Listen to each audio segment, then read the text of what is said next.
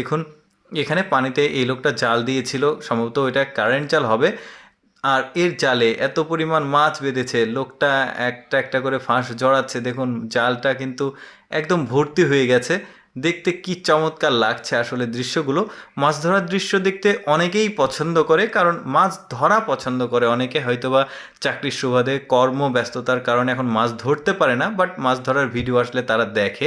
এবার পাহাড়ি অঞ্চলের একটা দৃশ্য দেখায়। দেখুন এদিক দিয়ে পানির স্রোত গেছে, বৃষ্টির পানির স্রোত খাল বিল থেকে বা ওই যে পাহাড়ি নদী থেকে চিংড়ি মাছগুলো উঠে এসেছে।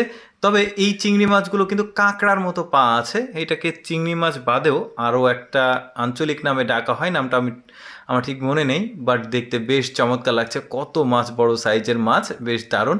তারপরে দেখুন গ্রামের একটা চমৎকার দৃশ্য দেখায় আপনাদেরকে। দেখুন আপনারা জানেন যারা গ্রাম অঞ্চলে বসবাস করেন, পানি যখন শুকানো হয় খাল বিলে, তখন কাদার মধ্যে ওই যে তারা বায়াম, তারপরে বায়াম মাছ, গুতুম মাছ, গুঁচি অনেকে বলে, এই ধরনের শিং মাছ এই কাদার মধ্যে লুকিয়ে থাকে।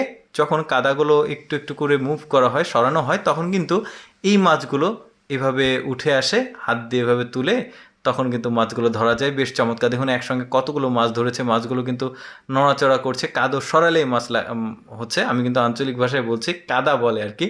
কাদাগুলো সরালেই কিন্তু মাছগুলো উঠে আসছে একসঙ্গে, দুই হাতে কত মাছ। দর্শক প্রতিদিন এইরকম এক্সেপশনাল ভিডিও দেখতে আমাদের ইউটিউব চ্যানেলটি সাবস্ক্রাইব করে রাখুন। ধন্যবাদ।